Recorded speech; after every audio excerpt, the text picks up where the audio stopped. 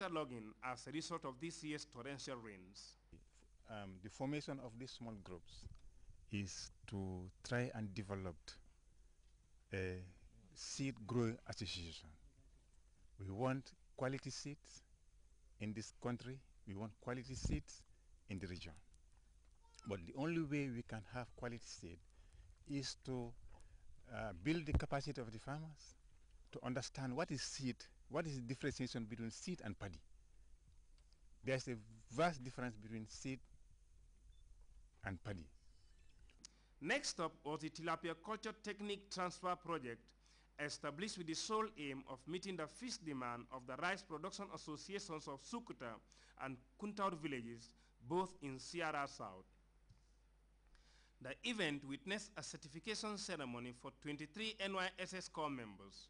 These young people, selected from within the region, completed 3-week training on agriculture. It is a productive sector of the economy that is very close to the heart of His Excellency the President. Over the years, since he took over from '94 to now, he sounded the warning that Gambian youths in particular needed to get into the fish culture, into the industry of fishing. Otherwise, time could come in the future when fish could be scarce, because a good number of the people in the fish culture happen to be foreigners.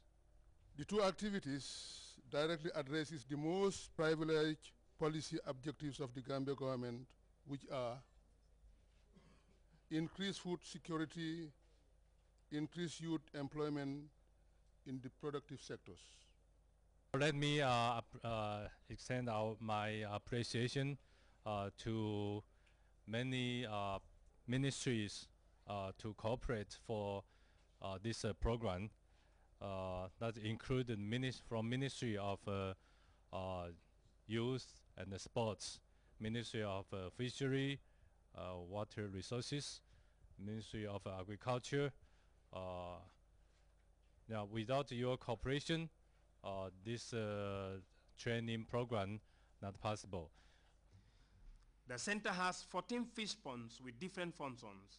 The broodstock, where matured fish are allowed to mate, the nursery, where infant fish are put to grow, and the grow-out ponds, where the fish await consumption or marketing.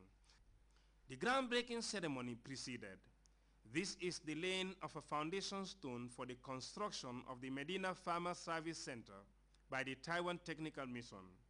The project, if completed, is expected to house all the simple farming inputs farmers need but are difficult to find in the market.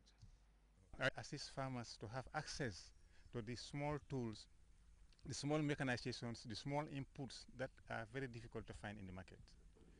Like as I was saying there, the farmers are now traveling a long distance to buy fertilizer, traveling a long distance to find these tools, traveling a long distance, and that long distance travel, it costs money. The fourth project visited was the Rice Seed Production Demonstration Center. Printed on this board is the objective of the center. The Taiwan Technical Mission is with the conviction that the objective of the center, if achieved, high-quality rice seeds would be made available to Gambian farmers, meeting the rice seed demand of more than 30,000 hectares. Over 10 varieties of rice are grown in this demonstration center. The size is 8.5 hectares of tidal irrigation field and 1.4 hectares of pumping irrigation field.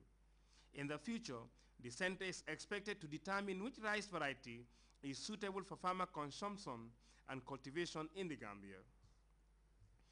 A visit to the IT center in Sapo rounded the day-long exercise.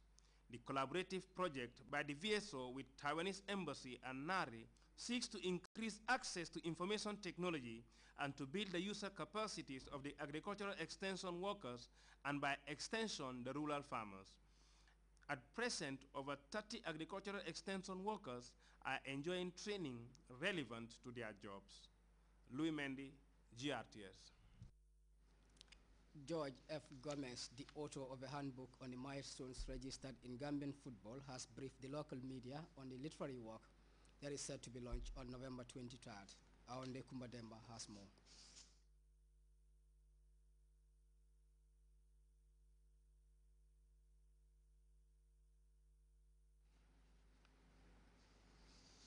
We apologize for that. We'll go straight with our first break. We'll be back with news from outside the Gambia.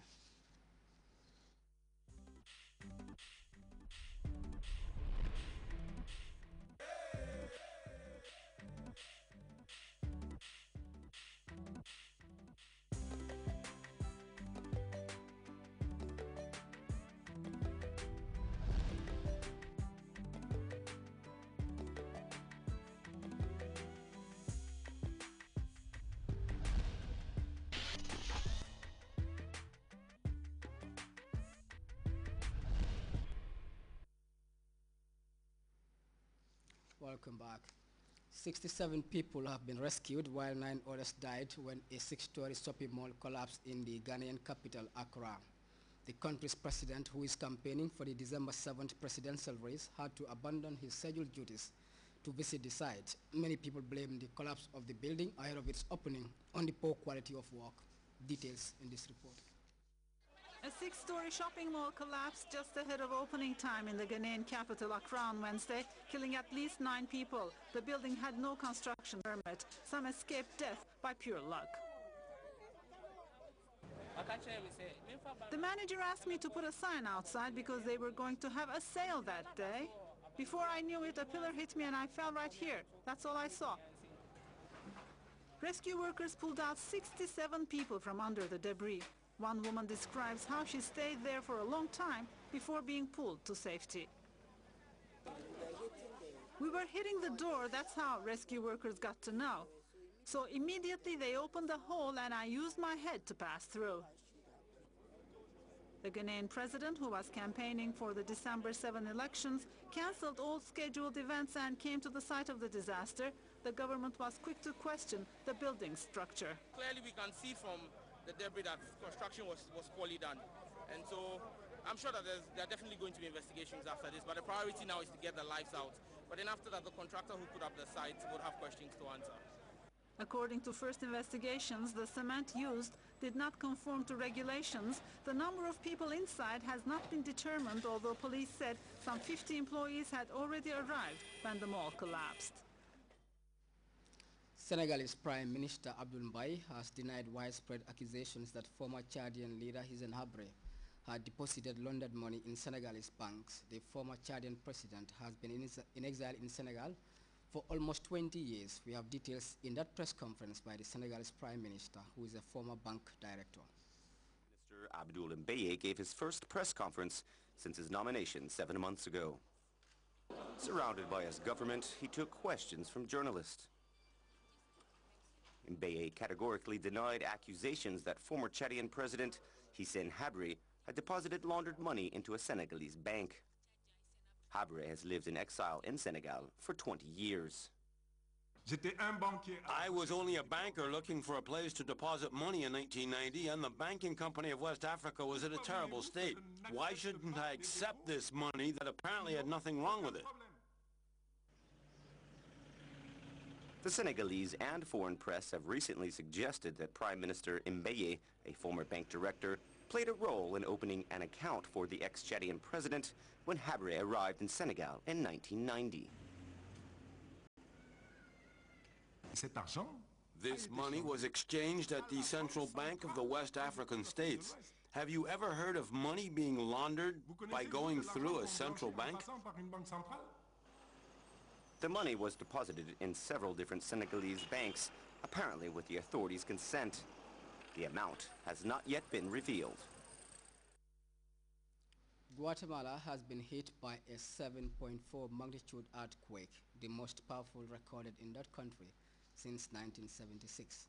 At least 48 people are reported dead and more than 100 people injured.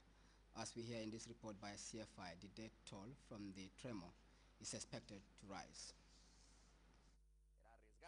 It's the most powerful earthquake which has been recorded in Guatemala since 1976, 7.4 on the Richter scale. It killed at least 48 people and injured 155 more. The death toll is expected to rise as dozens remain unaccounted for. The Department of San Marcos paid the highest price, with 39 people buried under the rubble. President Perez immediately visited the area. The three